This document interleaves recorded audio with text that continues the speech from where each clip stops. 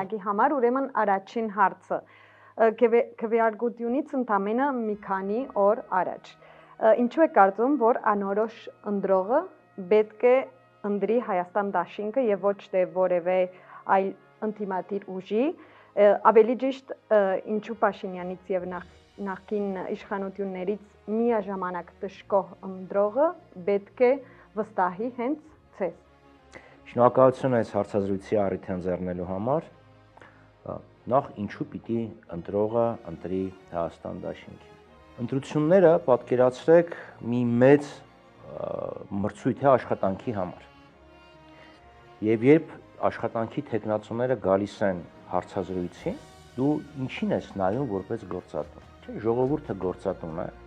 կուսակցությունները որևէ պաշտոնի հավակնորդներն են։ Նայում ես ոչ միայն գեղեցիկ է իր ռեզումեն CV-ին գրած թե չէ, այլ նայում ես այս մարդը ինչ կարողություններ ունի, ինչ փորձ ունի եւ իր կյանքում ինչ հաջողություններ է արձանագրել։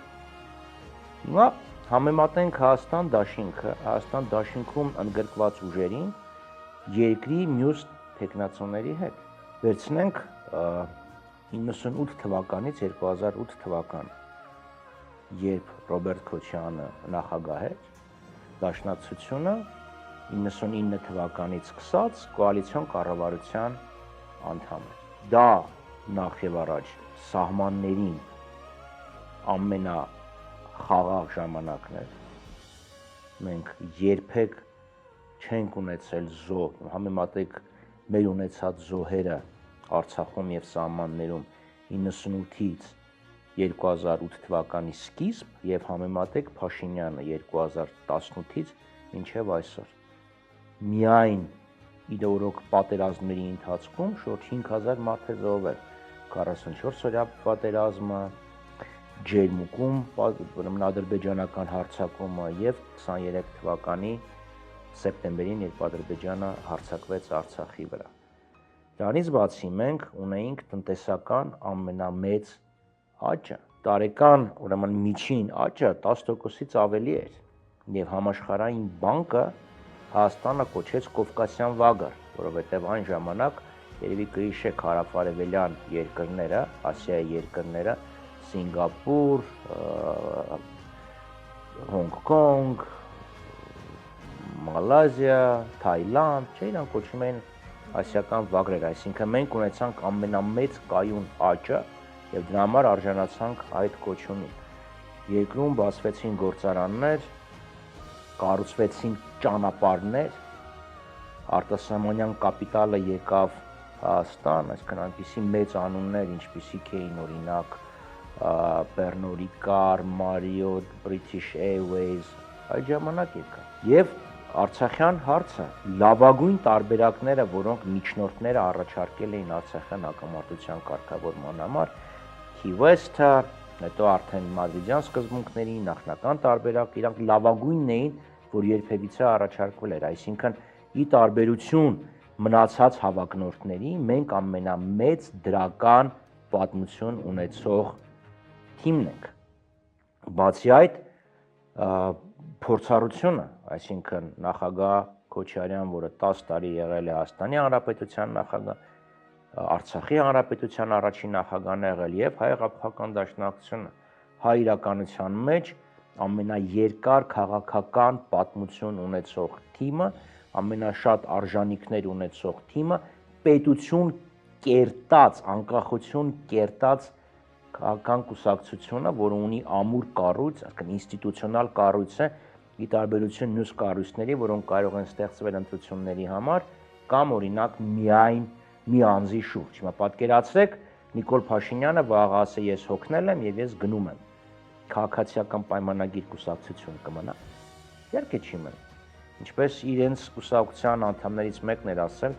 ցանկացած ուսապարկ ավելի շատ գին ունի, քան թե որևէ անդամ, եթե չունենա Նիկոլ Փաշինյանի աջակցությունը։ Մյուսը, մեր ծրագրերը մենք չենք ընկել պոպուլիզմի հետևից, չենք ասում, գիտեք, բոլորը այլևս ոչ թե ջուր կխմեն, այն անգամ հարուստ կլինեն, որ գինի կխմեն եւ խամոն կուտեն։ Իրատեսական ծրագրեր են, պոպուլիզմ չկա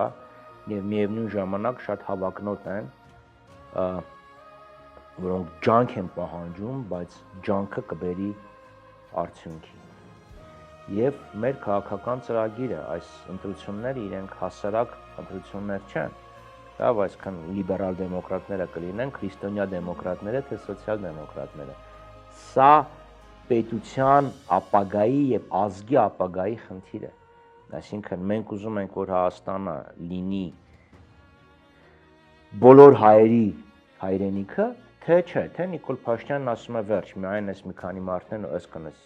3 միլիոնն են, որ Հայաստանում են ապրում, մնացածի համար մենք որևէ պատասխանատվություն չենք կրում։ Մենք ուզում ենք, որ մեր ազգային ավանդական արժեքները պահպանվեն, թե ուզում ենք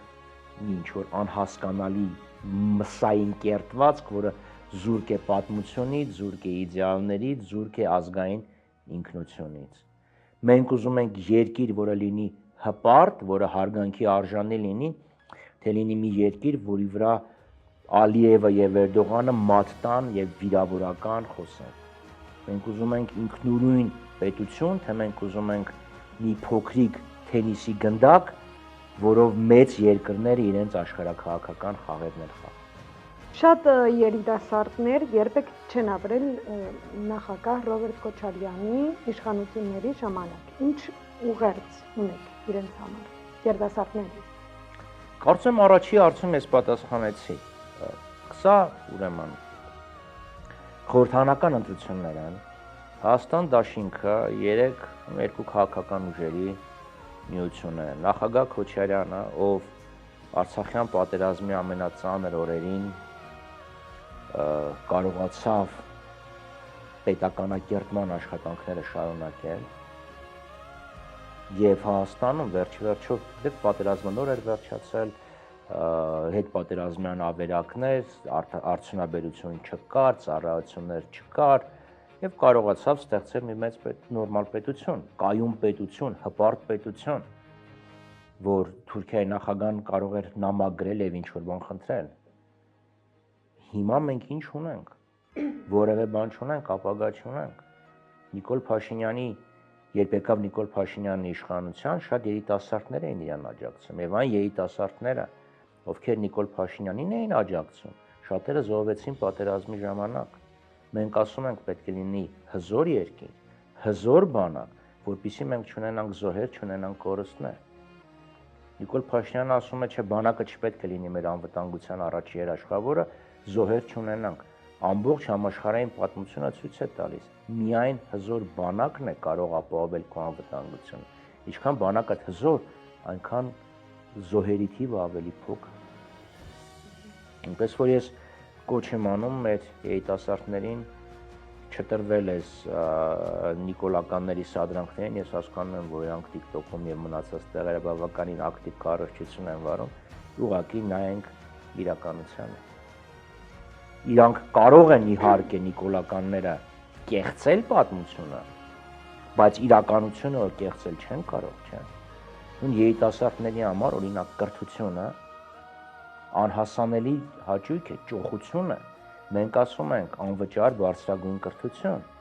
եւ ասում ենք, որ դա հնարավոր է։ Նույն Եվրոպայում, չէ՞, բարձրագույն կրթությունը անվճար է պետական բուհերում, կամ շատ քիչ է, մի քանի 100 եվրո տարեկան։ Նույն Վրաստանում անվճար է, չէ՞։ Եթե դու պետական միջոցները ճիշտ օգտագործես, այլ ոչ թե սրանց նման աչուձախ բոնուսներ տաս, ճոխ մեքենաներ առնես, ճոխ գործողումների գնաս, անհասկանալի վարկեր վերցնես, այդ միջոցները կան։ Այնպես որ անցյալը կարող են խեղաթյուրել, բայց ներկան այդ մարդիկ երիտասարդները հիմա ապրում են, չէ։ Իսկ Ադրբեջանի բանակցությունների հետ կապված, եթե լինեք իշխանություն, որը կլիներ ձեր առաջին քայլը։ Առաջին քայլը բանակցային ձևաչափի փոփոխություն։ Հայաստանն եւ Ադրբեջանը բանակցում էին ԵԱՀԿ Մինսկի խմբի շրջանակներում, որը լուծարվեց Ադրբեջանի պահանջով։ Ադրբեջանը պահանջեց, հետո Նիկոլ Փաշինյանը Ադրբեջանի պահանջից հետո եկավ, սկսեց ժողովրդին հեքիաթներ պատմել, թե այդ հարթակը մեզ պետք չի։ Ինչի Ադրբեջանը պահանջեց, որ լուծարվի բանակցային հարթակը, որովհետև եթե կա միջնորդը փորձում է ինչ-որ չափով հավասարակշռել բանակցային ուժերը։ Եվ երկրորդը միջնորդը նաև հանդիսանում է ձեռք բերված համաձայնության իրականացման երաշխավորը։ Տեսեք հիմա Ուկրաինայի խնդիրը, չէ՞, հիմնական հարցերից մեկը, որի շուրջ համաձայնություն չկա, դա երաշխավորի խնդիրն է, որովհետև օրինակ ուկրաինացիք հասկանում են, թե ինչքան կարևոր է, որ լինի համաձայնության երաշխավորում, այսինքն բանակցային հարթակի ձևավորում եւ երաշխավորների հաստատում։ Նույնիսկ հիմա Նիկոլ Փաշինյանը ինչ է ասում է եւ իր ուրեմն խոսնակները, որ Ադրբեջանի հետ ոչ մի բան չես կարող վերաբանակցել։ Դա հիմարություն է։ Ադրբեջանի հետ մենք ստորագրած որևէ փաստաթուղթ չունենք։ Նախաստորագրված թուղթը պարտադիր բնույթ չունի եւ բանակցման ենթակա է։ Նույնիսկ ստորագրած թուղթը կարելի է բանակցել, չէ՞, թե դու թուղթը ստորագրում է Փաշինյանը, ինչին ես չեմ հավատում, քանի Ադրբեջանի բոլոր պահանջները չկատարվեն, իսկ Ադրբեջանի պահանջները միշտ աճում են։ Եվ եթե Սահմանադրական դատարանը ասի, որ այս համաձայնագիրը Հայաստանի Սահմանադրությանը հակասում է, ինչ պիտի անի Նիկոլ Փաշինյանը։ Կամ պետք է անընդհատ Սահմանադրությունը փոխի հույս ունենալով, որ հանրաքվեի ժամանակ կընդունվի այն Սահմանադրությունը, որը հատուկ մշակված կլինի այդ փաստաթուղթը ստորագրելու համար, այսինքն Ադրբեջանի շահերը սպասարկելու համար, կամ պիտի հեղաշրջում անի, կամ պիտի գնա Ալիևի հետ վերաբանակցի, չասի այս կետը մի քիչ ուրիշ ձևի ձևակերպենք, որովհետև իմ Սահմանադրությունը թույլ չի տալիս նման ձևակերպումներ։ Այնպես որ ինքը խաբում է, անամոթաբար ստում է, ասելով, որ ոչի բան չեն կարող վերաբանակցել։ Ինքը չի կարող, մնացած ուժերը կարող են։ Ինքը չի կարող, որովհետև ինքը Ադրբեջանի գերին է։ Ինքը Ադրբեջանի խամաչիկն է, փուպրիկն է։ Իրան ասել են կանես սա, այլապես չենք թողել, որ դու այլևս Հայաստանի ղեկավարը լինես։ Իսկ Արցախահայության անվտանգ վերադարձի հետ կապված սա նշվում է ձեր ծրագրում, ինչպես է սա պատկերացնում։ Արցախցիները ենթարկվել են ցեղասպանության, էթնիկ զտման։ Արցախցիների վերադարձի իրավունքը քաղաքական հարց չէ, այլ դա մարդկային իրավունքների խնդիր է։ Եվ բազմաթիվ երկրներ, միջազգային ատյաններ, օրինակ Եվրոպական խորհրդարանը, բազմաթիվ անգամներ բանաձևեր են ընդունել, որտեղ իր աջակցությունն է հայտնել արցախցիների հավաքական, անվտանգային եւ արժանապատիվ վերադարձին։ Սա խնդիր է, սա պետք է լուծվի արցախցիների անվտանգ վերադարձը Հայաստանի Հանրապետություն, Ադրբեջանի Հանրապետություն հարաբերությունների ծիրից դուրս է։ Դա արցախցիների իրավունքների իրացման խնդիրն է։ Արցախցիները Նիկոլ Փաշինյանին երբեք չեն լիազորել իրենց ճակատագիրը տնօրենել։ Այնպես որ Նիկոլ Փաշինյանը թող քիթը չխոթի այնտեղ, որտեղ իրան ոչ ոք չի սպասում։ Եվ ինչպես կկարողանա Հայաստան դաշինքը հավասար հարաբերություններ ունենալ Ռուսաստանի հետ, Միացյալ Նահանգների հետ, Եվրոպայի հետ, Իրանի հետ։ Հավասար հարաբերությունների մասին չի խոսքը, հավասարակշիռ հարաբերություն։ Հավասար հարաբերություններ ասելը մի քիչ դժվար է, որովհետև եթե դու մի անվտանգային բլոկի անդամ ես, բարձր է, որ այդ անվտանգային բլոկի հետ հարաբերությունները մի քիչ այլ են։ Նույն Իսպանիան Եվրամիության անդամ երկրների հետ մի քիչ այլ հարաբերություններ ունի, քան թե օրինակ Միացյալ Թագավորության հետ, ով լքել է Եվրոպական Միությունը,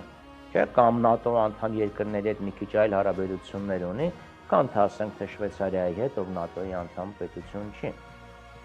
Հիմա մենք ասում ենք, որ բոլոր երկրների հետ պետք է կարողանաս ունենաս արժանապատիվ, փոխշահավետ հարաբերություններ, ճիշտ այնպես, ինչպես մենք ունեինք օրինակ 20 տարի առաջ։ 20 տարի առաջ Եվրոպական Միությունը մեր թիվ 2 առևտրային գործընկերն էր։ Հիմա մենք ինչ ունենք։ Ինքը ասում է հավասարակշռված քաղաքականություն, բայց մեր տնտեսական կախվածությունը Ռուսաստանից երբեք այսքան մեծ չի եղել։ Այսինքն մենք խոսում ենք, որ նորմալ դրական գործընկերային հարաբերություններ թե Ռուսաստանի, թե Արևմուտքի եւ թե Իրանի։ Բնականon հարաբերություններ Թուրքիա եւ Ադրբեջանի հետ, բայց ոչ ի հաշիվ մեր ազգային անժամանցելի իրավունքների, ոչ ի հաշիվ մեր պահանջների եւ կենսական շահերի։ Ուրեմն, Ռոբերտ Քոչարյանը շարունակում է լինել մի գործիչ, որը մի կողմից աջակցություն է վայելում, բայց մյուս կողմից մերժում առաջացնում։ Ինչու եք կարծում, որ նա շարունակում է մնալ Հայաստանի առաջնորդության լավագույն տարբերակը։ Գիտեք, ոչ Ռոբերտ Քոչարյանը, ոչ էլ որևէ մեկը շոկոլադ չէ, որ բոլորը սիրեն, կամ պաղպաղակ չի, որ երեխաները սիրեն։ Մարդուն ընտրում են ոչ թե նրա համար, որ սիրում են, այլ ելնելով իր արժանինքներից, ելնելով իր արձանագրած արդյունքից։ Եվ մենք այն համոզմունքի ենք, որ նախագահ Քոչարյանը վարչապետի տեխնացուների մեջ լավագույնն է, ունի լավագույն փորձը, ունի լավագույն ճիշտ մոտեցումները, կարող է հավաքել ամենաարդյունավետ թիմը։ Նմանապես եւ դաշնակցությունը, չէ՞, բոլորը դաշնակցությունը չեն սիրում, բայց դաշնակցությունը մեր իրականության մեջ ամենակայուն քաղաքական ուժն է, միշտ պայքարել է ազգային արժեքների համար, հանրապետության շահի համար, եւ օրինակ այս վերջի տարիներն էլ ցույց են տալիս, որ մենք միշտ պայքարել ենք մեր իրավունքների համար, միշտ պայքարել ենք Նիկոլ Փաշինյանի բռնակալական ռեժիմի դեմ։ Ի տարբերություն ոմանց, ովքեր հիմա իրենց կոչում են ընդդիմություն, բայց օրինակ հարց, այդ ընդդիմությունը անցյալ տարի ուր է, նախանցյալ տարի ուր է, 2021 թվականին, 22 թվականին ուր է, չկային, չէ՞, մարդիկ իրենց համար հանգիստ ապրում էին, մեկ էլ հիմա հանկարծ որոշեցին ասել, որ մենք ընդդիմադիր ենք։ Այդ մեր ընկերներն են, մենք ենք եղել փողոցում, մենք ենք խորհրդանում պայքարել, մեր ընկերների դեմ են քրեական եւ վարչական գործեր հարուցել, մեր ընկերների դեմ են ֆիզիկական ուժ կիրառել։ Հիմա այդ մարդիկ եկել են ասում են մենք ընդդիմություն ենք, ամոթ պետք է ունենալու։ Իսկ կարծում եք, որ ընդդիմությունը ինչ որ սխալ թույլ տվեց, որ չկարողացավ միասնական տեխնացույով ներկայանալ։ Մեր մոտեցումը հետևյալն է, միասնական ընդդիմություն, մի ցանկ, դա կարող հիմնականում գործում է նախագահական ընտրությունների ժամանակ, խորհրդարանականների ժամանակ շատ քիչ պարագաներում է գործում։ Մեր մոտեցումը այն էր, որ ճիշտ կլիներ, որ մի 3, լավ 4 մեծ ընդդիմադիր բլոկերով մասնակցեին, որպեսզի ձայները չփոշիացվեին։ Ցավոք սրտի կան փոքր կուսակցություններ, ինչ-որ նորաստեղծ կուսակցություններ, ովքեր իրենց դիրքավորում են որպես ընդդիմադիր, դրանցից ոմանք կարող է իրոք ընդդիմադիր են, ինչ որ մի մասը Նիկոլ Փաշինյանի հորդորով է իրենց ներկայացնում որպես ընդդիմադիր։ Ցավոք սրտի իրենց համար 2021 թվականի ընտրությունները դաշ չեղան եւ փոքր կուսակցությունները, որ 200,000 ձայն փոշիացրեցին եւ արդյունքում Նիկոլ Փաշինյանը, ով ժողովրդական քվեով ստացել էր 53 մոտ 54-ից քիչ, հիմա խորհրդանում համարյա 2/3 ներկայացվածություն ունի։ Ընդդիմադիր որոշ ուժերի համար դա դաս չեղավ, փոխարենը Փաշինյանը շատ լավ հասկացավ, թե ինչպես կարելի է պառակտել այդ դաշտը։ Դա համար ես մեր հայրենակիցներին կոչ եմ անում հունիսի 7-ին քվեարկել մեր օգտին, կամ որևէ, ասենք մեր օգտին, որովհետև ես ցույց տվեցի, թե մենք ինչ առավելություններ ունենք եւ որևէ պարագայում չքվեարկել Նիկոլ Փաշինյանի օգտին եւ այն մանր-մունր փոքր կուսակցությունների օգտին, որովհետև ձայները փոշիացվել են։ Իսկ տնտեսության հետ կապված դուք կոնկրետ ներկայացրել եք տնտեսական ծրագիրը, որոնք կլինեն առաջին տնտեսական քայլերը իշխանության առաջին 100 օրվա ընթացքում։ Առաջինը տնտեսական քաղաքականության մշակումն է, որովհետև այս իշխանությունները 8 տարի է կառավարություն են եւ ես չեմ տեսել տնտեսական ծրագիր, տնտեսական երկարաժամկետ ռազմավարություն։ Դրանք այսենց առանձին փոքր-մոքր ինչ-որ պրոժեներ էին, որոնցից բացարձակ մեծամասնությունը ձախողվել է։ Այսինքն Մերձավանի կենցաղային տեխնիկայի գործարանը, որ 2008 թվականին Նիկոլ Փաշինյանը գնաց, ժապավենը կտրեց, որևէ բան չի արտադրվել, չգիտեմ, սեպուր մեքենաներ, որոնք չեն արտադրվել, գազաբալոնային համակարգի գործարան, որը չի գործել, հավասկան ամբողջովին սուտ է իր տնտեսական արդյունքները։ Տնտեսական քաղաքականություն եւ արդյունաբերական քաղաքականության հիմքերի դնելը եւ իրականացնելը։ Հայաստանը եղել է արդյունաբերական երկիր։ Նույնիսկ նախկին սովետական միությունում արդյունաբերական խոշոր կենտրոններ, չնայած փոքր չափերին եւ փոքր բնակչության։ Հիմա Հայաստանի տնտեսության ամենամեծ ճյուղը շինարարություն, առևտուրն է եւ մեքենաների ու մոտոցիկլետների վերանորոգումը։ Մանրածախ, մեծածախ առևտուր, մեքենաների եւ մոտոցիկլերի վերանորոգում։ Հայ ժողովուրդը չարչի ազգ չի, իսկ ինքը հաջորդին չարչի է դարձել, առևտրական է միայն դարձել։ Սա անընդունելի է։ Նայեք մեր արտահանման կառուցվածքը, ոսկին Ռուսաստանից գալիս է, մի կամ երկու ընտանիք Նիկոլ Փաշինյանի մերձակա ներմուծում են ոսկին եւ արտահանում են։ Հայաստանը ինչ կապ ունի դրա հետ, ինչ է շահում, կամ բջջային հեռախոսները։ Ակնհայտ է, չէ՞, որ երրորդ երկրներից գալիս է Հայաստան, հետո գնում է Ռուսաստան։ Մենք ինչ ենք արտադրում, մենք ինչ նոր բան ենք ստեղծում։ Այսինքն արդյունաբերական քաղաքականությունը, բանկային համակարգի բարեփոխումները, բանկերը 2/3-ով ֆինանսավորում են սպառումը, սպառողական վարկեր, հիպոթեքային վարկեր, արդյունաբերության սպառում, ֆինանսավորում չենք տեսնում։ Խոսում ենք բանկերի հետ, խոսում ենք կենսաթոշակային ֆոնդերի հետ, մարդիկ ասում են, ձեռնարկություն չկա, որտեղ ներդրում կա։ Փոքր եւ միջին ձեռնարկատիրության խթանումը։ Դեք փոքր ձեռնարկությունները դա միայն աշխատատեղ չի, կանխիկի փոքր հոսքեր չեն, դա կենսակերպը, մարդու ունի սեփականություն եւ ավելի ամուր է կպնում երկրին։ Գործուն աջակցություն փոքր եւ միջին ձեռնարկություններին, փոքրերին հարկային հետ վերադարձ 100%-ով, միջինի դեպքում ելնելով նրանից, թե դու ինչ բնագավառում ես կամ երկրի որ հատվածում ես գործունեություն ծավալում։ Եթե սահմանամերձ ես, բնականաբար պետք է ունենաս արտոնություններ։ Մյուս խնդիրը տեղական արտադրողին աջակցություն։ Չէ, տեսնենք, տեսնում ենք Եվրոպան, Միացյալ Նահանգներ։ Ինչեւ Թրամփը տարիֆներ դնում։ Ինքը փորձում է արդյունաբերության մի մասը հետ վերադարձնել Միացյալ Նահանգներ։ Չէ, ուղղակի նյութեղեն արդյունաբերության manufacturing աջակցություն տեղական արտադրողին, ներմուծումների փոխարինում եւ արտահանման խթանում։ Եվ մեխանիզմները բարձ են, այսինքն օրինակ հարկային արտոնություններ նրանց, ովքեր ռազմավարական բնագավառներում փոխարինում են ներմուծումները։ Օրինակ դեղագործություն, տեքստիլ եւ այլն։ Պետության աջակցություն արտահանումներին։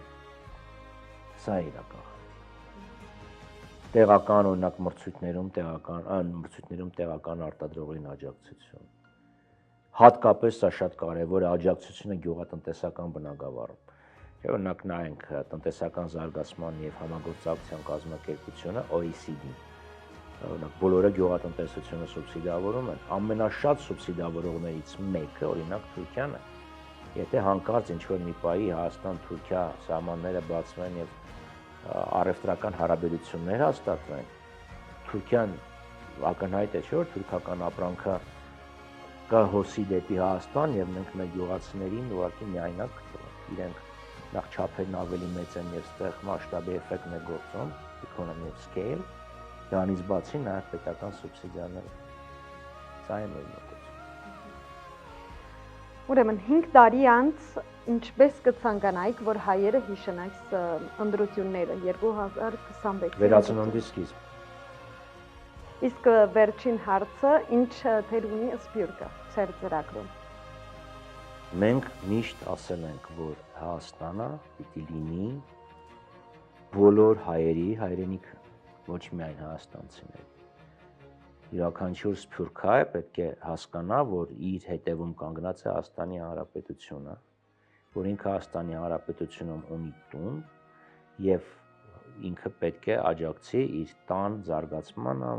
շենացմանը, անվտանգային համակարգի ձևավորմանը։ Երբեք Հայաստան-Սփյուռք հարաբերությունները այսքան սառը, այսքան վատ չեն եղել, ինչ որ Նիկոլ Փաշինյանի օրոք։ Նիկոլ Փաշինյանը այս դարձավ վարչապետ, առաջի հերթին Սփյուռքի նախարարությունը լուծարեց։ Ստեղծեց հանձնակատարի գրասենյակ, ու ամբողջ գործունեությունը միտված է մեկ նպատակի՝ կազմալուծել Սփյուռքը։ Չէ՞ իրանք Սփյուռքի գագաթնաժողովներ են կազմակերպում եւ որևէ ինստիտուտի հրավեր չեն ուղարկում անհատ մարդկանց, այսինքն տանում են Սփյուռքի դեինստիտուցիոնալիզացիայի քաղաքականություն, առանց հաստատությունների որևէ Սփյուռք կազմակերպված Սփյուռք չի կարող գոյություն ունենալ։ Եվ սա իր դեպ թուրքերի եւ ադրբեջանցիների քաղաքականության իրականացումը։ Թուրքերը երբ էին ասում են հայաստանցիները լավն են, սփյուռքահայերը վատն են, թող հայաստանցիները մենք հայաստանցիների լեզու կգտնենք, սփյուռքահայերը թող հեռու մնան։ Տնտեսական հարաբերությունները, տեսեք Հայաստան համայնքական հիմնադրամի միջոցներով ինչքան ներդրում է կատարվել Հայաստանում, ինչքան ներդրում էր կատարվել Արցախում։ Հիմա ինչ, պատերազմի ժամանակ Սփյուռքից գումարներ հանգանակվեցին, իշխանությունները դրանք մուտքագրեցին բյուջե, ինչպես ծախսվեց, ոչ մեկս չգիտի, եւ արդյունքում այլ հանգանակություններ չեն լինում։ Մի անգամ եղավ կարծեմ, եւ շատ քիչ գումար հավաքվեց։ Սփյուռքի հետ հարաբերությունները պետք է ուղղակի զրոյից սկսել եւ վերականգնել։